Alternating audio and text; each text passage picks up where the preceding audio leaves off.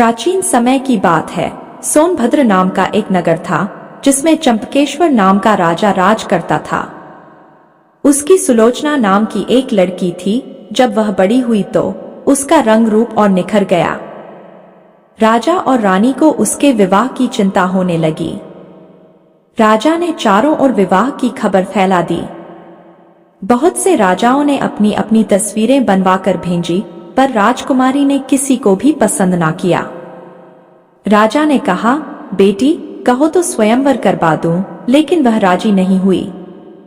आखिर राजा ने तय किया कि वह उसका विवाह उस आदमी के साथ करेगा जो रूप, बल और ज्ञान इन तीनों में बढ़ा चढ़ा होगा। एक दिन राजा के पास 4 देश के 4 वर आए।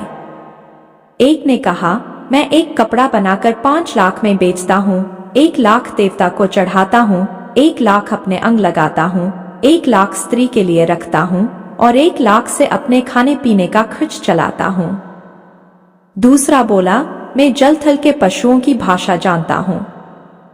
तीसरे ने कहा, मैं इतना शास्त्र पढ़ा हूँ कि मेरा कोई मुकाबला नहीं कर सकता।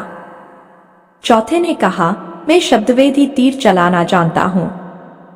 चारों की बातें सुनकर राजा सोच में पड़ गया। वे सुंदरता में भी एक से एक बढ़कर थे। उसने राजकुमारी को बुलाकर उनके गुण और रूप का वर्णन किया, पर वह चुप रही। इतना कहकर बेताल बोला, राजन बताओ कि राजकुमारी किसको मिलनी चाहिए। राजा बोला, जो कपड़ा बनाकर बेचता है वह शूद्र है, जो पशुओं की भाषा जानता है वह ज्ञानी है, जो शास्त्र पढ़ा है वह ब्राह्मण है, पर जो शब्दवेदी तीर चलाना जानता है वह राजकुमारी का सजातीय है और उसके योग्य है। राजकुमारी उसी को मिलनी चाहिए। राजा का जवाब सुनते ही बेताल फिर से गायब हो गया और पेड़ पर जा लटका। राजा वापस गया और उसे पकड़ कर ले आया। दोस्तों, कहानी अच्छी लगी है तो इस वीडियो को लाइक करें और ऐसी ही कहानियां सुनने के लिए हमारे चैनल को भी सब्सक्राइब करें। धन्यवाद।